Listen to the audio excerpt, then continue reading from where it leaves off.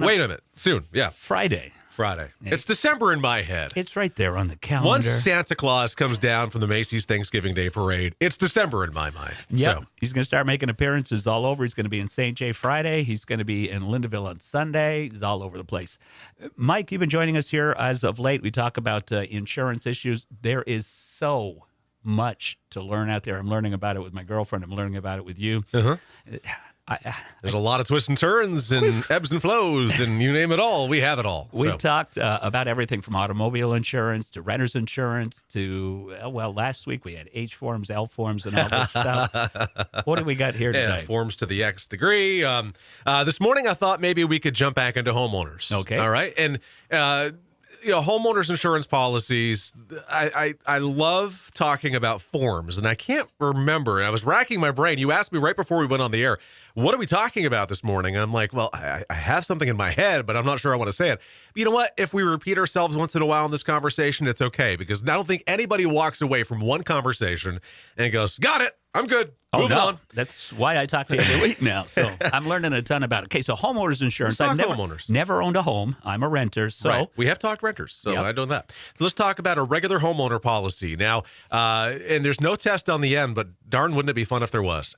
So let's talk about the different forms available. We talked about a renter's insurance policy. We call a renter's insurance policy a Form 4 policy in our side of the business. Okay. But there are other policy forms out there. Let's go through them quickly. There's a Form 1, Form 2, and a Form 3. Those forms are for traditional homeowners. Okay. So if you own your home, those are forms that you could have to insure your home.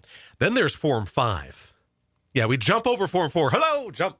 And we go to another policy form that's good for a traditional homeowners. Okay, what's the difference? There you go. Now we're getting to it. So Form 1, almost unused at this point in the industry. A Form 1 is what they call a basic form.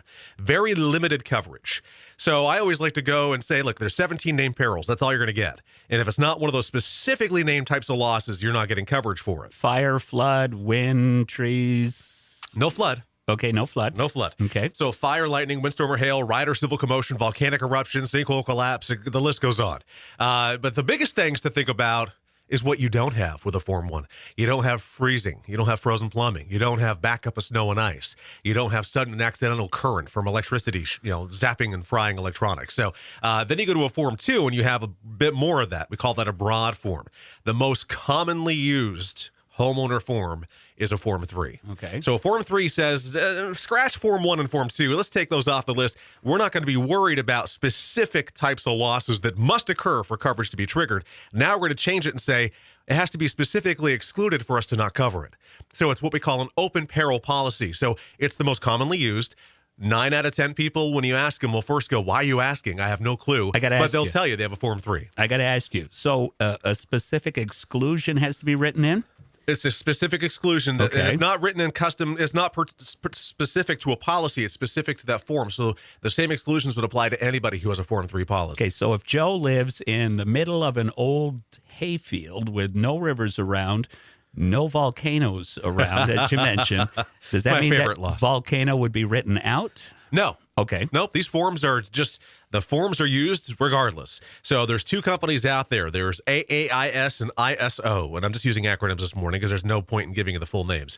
Those are the different companies that write the forms used in insurance. But a Form 3 policy says, look, if it's not excluded on the home, we'll cover it. But your personal property is limited to these specific types of losses in a broad form policy. So it's a little confusing, and I know we're going over it quickly this morning. We kind of need to, but I want to just give you some finer points with the Christmas season upon us, people getting more personal belongings, people getting higher-end electronics, people getting other items out there. This is the time of the season to go, maybe we should look and see what other options are available. I recommend a Form 5 policy. A Form 5 policy says sudden and accidental loss not only to your home, but to your personal belongings is covered subject to exclusions. Such as something in the garage? Yeah. Okay. Yeah, it's your personal property if it's not excluded. So exclusions would be on vehicles subject to motor vehicle registration for sure. Snowmobiles, ATVs, autos, motorcycles. Snowblower. Snowblower's covered. Okay. Yeah. So, but it's nice to have that Form 5 policy because I'm going to give you a quick example. and it's a bit dated, but it still works, okay? The Nintendo Wii with that stupid remote. And the reason why that's in my head, we pulled ours back out to see if our son would want to play it. You broke your TV. No. Oh.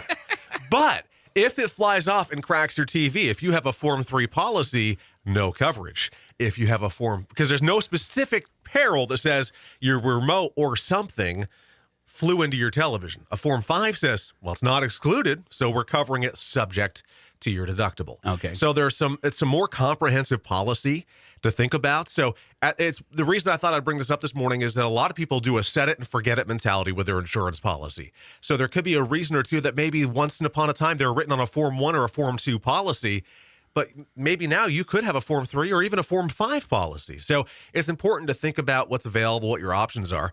And I think something that we'll talk about next week, because I don't want to go too long this morning, is we'll talk about some of the enhancements in coverage that you can add, such as jewelry and electronics and fine arts and musical instruments. You can specifically insure them, and I'll get into the details next week. So if mom gets one of those cross your heart pendants added to her bracelet, that can be added to the policy. You can specifically add that. I'll tell you really quickly here. I joked with my wife when I gave her a diamond back in 2004. I said, I gave you a diamond. I guess you're going to have to give me one. Oh, I thought you were going to say you asked her to marry her, and that was the joke. Well, that was the joke, too. But so I wanted a titanium band, and the very first titanium band we saw had a little diamond in it. So guess what? I got what I asked for. Got to be careful. Perfect. But if this diamond falls out, would I have coverage? We'll find out next week. Oh, what a teaser. Cliffhanger. All right, so get the information online at thebarrettagency.com. Give me a number. You can give us a call at 748-5224. We're located on Portland Street in St. Johnsbury. Website is thebarrettagency.com. Facebook, Google, and YouTube is all Barrett Insurance Agency. Form 3 or Form 5. Flip a coin. All right. Test is coming soon. Next week, we'll do it again with good policies. Hope you had a great Thanksgiving. I did. I hope you did, too. All right, we did. All right, music on the way for you from Andy Grammer, but we'll get it started with John Mayer on Magic in the Morning.